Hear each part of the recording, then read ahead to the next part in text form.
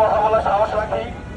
ধন্যবাদ জানাই সাইদুর রহমান ইমন, যিনি আমাদের ছেলে পৃথিবী থেকে চলে গেছেন। ধন্যবাদ জানাই জাতীয় সাংবাদিক নির্যাতন প্রতিরোধ ফাউন্ডেশনের চেয়ারম্যান শাহিন আলম ভাইকে, অনেক দূর থেকে আমাদের প্রেস ক্লাবে অংশগ্রহণ করেছেন, এবং কুদ্দুস ভাই, কামরুল ভাই, এবং কি যারা রয়েছেন না কেন, কামরুল ভাই সহ সবার প্রতি আমার সালাম ও ভালোবাসা রইল। বিষয়টা হচ্ছে, আমাদের বাংলাদেশে যেভাবে দিনে দুপুরে মানুষ জবাই করে, অন্য কোন দেশে এমন ভাবে জবাই হয় কিনা আমি জানি না। আমরা সরকার বিরোধী আন্দোলনে জুলাইয়ের যে ভূমিকা রেখেছি, এখন দেখলাম প্রেস কাউন্সিলের নামে একটা ঠেলাগাড়ির মতো একটা বাহিনী আছে, তারা নাকি জুলাই আন্দোলনে সাংবাদিকদেরকে পুরস্কার দিয়েছে। অথচ 3, 4, 5 জাতীয় প্রেস ক্লাবে যারা ব্যাসের মোর্শেদের নেতৃত্বে আমরা ছিলাম, আমি বুলেট খেয়েছি, তবুও কাউকে কিছু বলিনি। এভাবে আমরা সংগ্রাম করে স্বাধীনতা এনেছিলাম। কিন্তু দুঃখের বিষয়, বর্তমান যে স্বাধীনতা দেখছি, স্বাধীনতা নয় যেন গলায় ধরি।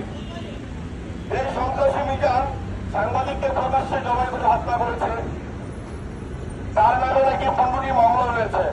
তবুও তিনি দেখলাম যোগাযোগ মাধ্যমে সংবাদকর্মীদেরকে বলছেন যে এবার দাবি এসে দেখিয়ে দেবে। ধিক্কার জানায় আইন শৃঙ্খলা বাহিনী কিছু সদস্যদেরকে।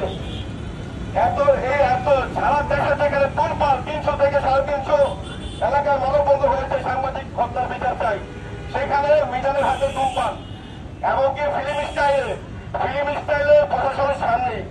এখন আমার কথা হচ্ছে, ডক্টর ইউনূস সাহেব, আপনাকেও বলছি এবং উচ্চতর কর্মকর্তা যারা রয়েছেন সবাইকে বলছি, বর্তমান যে চেয়ারে বসে আছেন কারণ বাবা দেওয়ার চেয়ার নয়, হাজার হাজার মানুষ রক্ত দিয়ে এই চেয়ারে আপনাকে বসিয়েছে।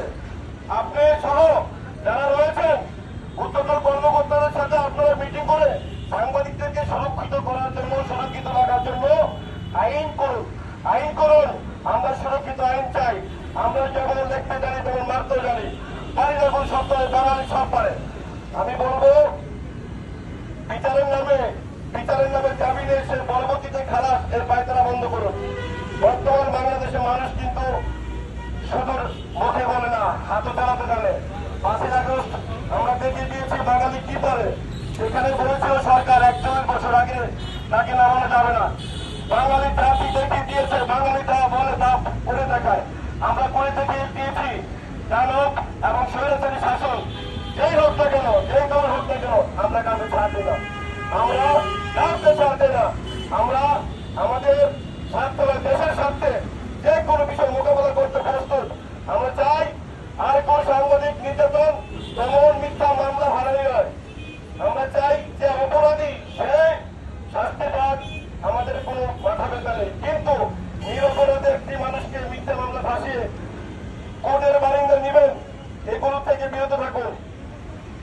আর বলবো, যারা আমরা কলঙ্কিত রয়েছি, ছোট বলেছি, মানুষ বলছে আগে বলেছিলাম কি অবস্থায়, কেন মানুষের কথা বলবে, এই জন্য কি মানুষ এত রক্ত দিয়েছিল। যাই হোক, ইসলামের পক্ষ থেকে অনেকে অনেকভাবে শ্রম দিয়েছে, তাদের প্রতি কৃতজ্ঞতা জ্ঞাপন করি। আর ডক্টর ইউনূস সহ আইন শুরু করে আর কোনো মা বোনের উপর মামলা না হয় আপনারা চেষ্টা করুন। কারণ আপনাদেরকে আমরা বসিয়েছি জনগণের স্বার্থে, দেশের স্বার্থে সুরক্ষিত রাখার জন্য। যদি আপনারা আপনাদের চেয়ার সুরক্ষিত রাখার জন্য ব্যস্ত থাকেন, হাসিনার মতো পলানোর সুযোগ পাবেন না। ভাই, বাঙালি যদি গড়ে ওঠে, পলানের রাস্তা পাবেন না। সবাইকে ধন্যবাদ যারা এই রৌদ্রের প্রান্তরে অংশগ্রহণ করেছেন। আইন শৃঙ্খলা বাহিনী সহ সবাইকে অভিনন্দন জানাই। আমাদের সাথে সময় দেওয়ার জন্য অভিনন্দন জানাই। যারা ব্যাসের মোর্শেদ নেতৃত্ব দেওয়ার জন্য এবং সংগঠন যারা রয়েছেন সবার প্রতি আমি কৃতজ্ঞতা জ্ঞাপন করছি। আল্লাহ হাফেজ, সবাই ভালো থাকবেন, সুস্থ থাকবেন। জয় হোক জনতা। আল্লাহু আকবার।